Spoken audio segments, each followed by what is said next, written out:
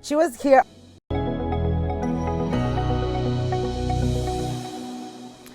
Very good morning to you. Welcome back. It's just been an amazing morning. I am having a good time. And this next conversation is one of those ones as well to open us up to some conversations that probably are not talked about. There's a lot of stigma around this as well. And to have this conversation, well, funny story. I got a DM. I got a DM randomly this week, I think at the beginning of the week, and I looked at the DM. I was being invited for a launch of something called Bold One Out. And sometimes you don't check your DM, sometimes you do, because you're not even friends on social media. So I looked at this thing and I was like, yes, I can go to the launch, but maybe we can do something more. This is Tunu Africa. Welcome to the show, Esther. Thank you so much. So Tunu is whatever DM'd me. Esther is who is here.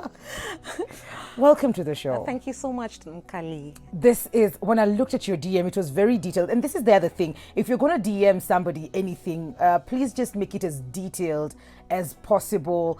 Don't just go, hi, I want to talk to you. No, just like, hi, Mukali, so this is what's up. Let me take my time to read it and understand it. Then, some good things come out of that. Please tell us about the Bold One Out before, and how that, and Tunu Africa as well. Okay, my name is Esther Masika, and I'm the mother to Tunu, a 1-year-old, very bubbly girl. Tunu was born with a rare condition known as arthrogyroposis. What is that? And a birth defect called bilateral clubfoot. So maybe just to share my story a bit. Yes. Of course, I'm a first-time mother, and I was excited to be expecting my first baby. I was not working, so I was fully present for the journey and did all that was necessary. Went for my scans, made sure I ate well, I exercised. And then at about 30 weeks, they noticed that the baby hasn't turned, and they're like, okay, your baby is in breech. Okay. And I'm like, okay, it's not uncommon. Babies are born, cesarean sections happen because the baby being in breech is one of the reasons. And so I didn't freak out about it. I was just like, okay, we're doing CS. So come birth, the baby came 3 weeks early. She was due to be born on November 22nd. She was born on November 1st. Actually November 2nd, 2 minutes past midnight. Okay. And at birth, there was a lot of complications because when the baby was they're trying to remove the baby out of my stomach, they were taking their time, and I was like, okay, what's going on? Because of course I was, I was numb from the waist down, and that took, forever. And I'm like, hey, what's going on? I was expecting they'll yank the baby out and like the movies, it's a girl, like those ones. So I was looking forward to that, but that didn't happen. I was put completely to sleep. So the next day when I wake up to go and see the baby, I passed the baby in NICU because I didn't recognize her. Then I went back. By the time I'm going back, hey, Mukali, I was just devastated because the state that the baby was in, she had a fractured arm. Her arms were behind her back, and then her feet were facing her, which is what bilateral clubfoot is. It's a congenital anomaly that it's a structural, malformation of the feet. Okay. So the feet are not facing forward, they're facing inwards. So now I'm like, I see, but I used to go for the scans. I used to go for all these things. First, we went for more scans after we realized the baby was not turning. So what happened? It was a very tough time for me to understand, to comprehend what's going on. I felt alone because the doctors had surrounded the baby. Even them, they're wondering, hey, what happened to the child, right? And I felt very alone. Now they started dropping big words for me there, like bilateral. In fact, they used the other medical jargon like talipes equinovarus, and I'm like, right. Oh, look at you now. You can name drop them like that. We will drop those bombs. Oh, wow. And so it was bomb after bomb after bomb. It was the first time I'm ever hearing of a birth defect. And they're like, now we need to begin casting. We need to begin, we are going to use the Ponseti method to treat the clubfoot first. And I'm like, what's going on? Yeah. So that's how my motherhood journey began, as in disarray, complete disarray. you experience a lot of loss. Yeah. Because this is not the child you are expecting. That's true. The child you had shopped for, you had planned to go for holidays with, you had planned to go to church with, all that. This is not what was presented before me. Yeah. And now they're already talking day one of casting feet and sorting fractures and you don't know what to say because you're not prepared for what was presented before me. You go online to look for information, and there's very limited information, especially in Kenya, on some of these issues that I was presented with. And so, because I didn't want to subscribe to fear, you learn how to educate yourself. Yes. On these big terms, because currently there is no clinically patient-oriented information for someone who doesn't have a medical background to understand this is what is going on with the baby. Yes. And this is why we need to do 1, 2, 3. So they began casting, and the casting is done for 6 weeks, so that they keep manipulating the leg all the way until it's straight. Then they do a small splints for the baby for the fracture to heal, and then we begin to do therapy to introduce function back into her hands. So arthrogryposis is it's a rare condition that one attains after they call it muscle joint contractures, which means where she was in my stomach, she was not in a position to move so much. So she was almost like in one position for a very long time. Oh my God. So now we had to start learning how to stretch her so that she now learns how to kick her legs, use her arms, use her fingers.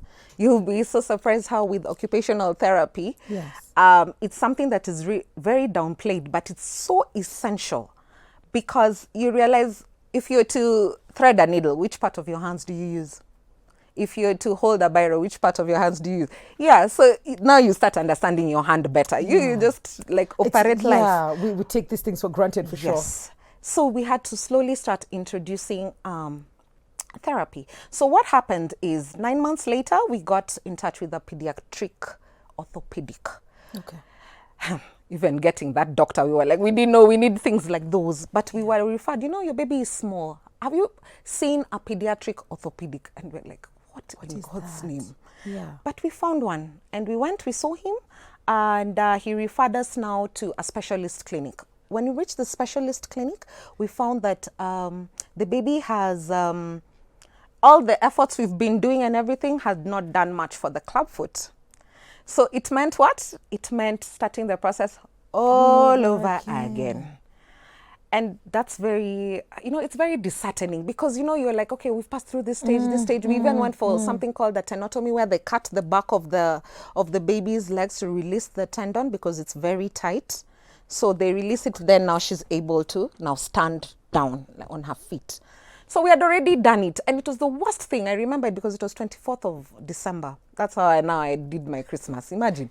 So now these guys are telling us we have to start again. Start where? I'm like, the money spent, what are you talking about? But they're like, no, we don't charge for casting. We don't charge for the shoes that the baby will need after the surgery. The surgery, first of all, they do it for free. Oh, wow. Yeah. And then the casting, they do it for, the shoes they give for free. And I'm like, hold on a minute. You people have been, you've been in existence. Are you for real? How comes I've not heard about you and all this? And out of that, I told myself that I need to reach caregivers, existing caregivers, and caregivers to be, which is other moms who are in the process of expecting a baby or planning a baby, and now those who are already in it. Hey, we need to create awareness on birth defects prevention. One, for the mothers to be. Yes. Why? Because there are ways that you can prevent birth defects. One, taking your folic, your nutrition, right? Find out your family history. I did not find out my family history because the babies who are in our family are just fine. Yeah. So I didn't think like it's gonna be anything to do with it's gonna affect my baby in any way. It's not something I was looking forward to. How old is Tunu now? Tunu is now 1 year, 3 months. And Bold Run Out is as a result of your experiences. Right. So what will it do? What is this movement? What is this initiative? This movement is out to, we want to take the lead in creating awareness on birth defects prevention, detection, and early treatment. Why? Because we are looking at the well-being of the child here. That's true. And you find that very many moms, we are also dealing with a lot of stigma. So we are, stigma in a way cripples the mother. You know, the biggest stigma sometimes doesn't lie with the society, it lies with the mom. Because if the mom does not take that bold step, then the child remains in this state. Yet you find that the conditions that some of these children have are correctable. For instance, clubfoot, cleft lip, and many others which are correctable. So the child doesn't have to grow up not walking right, not feeding right. Some of these disabilities are developmental, which means that you will not see them at birth, they'll not be present at birth, but with time you get to see that there's something with the baby that's not okay. So it's about the well-being of the child, Mukali. Yeah. They say child health is the physical, mental, intellectual, emotional well-being of a child, not the absence of disease. No. You know, you don't take your toy to hospital because they are unwell. No, you take your hospital to find out, are they okay? Yes. Physically, are there things working? Is she hearing well? Is she seeing well? Yeah. But it's only when you find out that somebody has gone on with this that, like, I have a friend of mine who the other day, the baby developed some issues with the eye. Yeah. And she's like, had I been in the States, this would have been picked up at birth. That's true. The newborn screening there is so advanced, and I Yes. feel that it's lacking to some extent in Kenya, because how is it that some of these things were missed, right? And so I'm here to advocate for to tell the healthcare providers, one, make your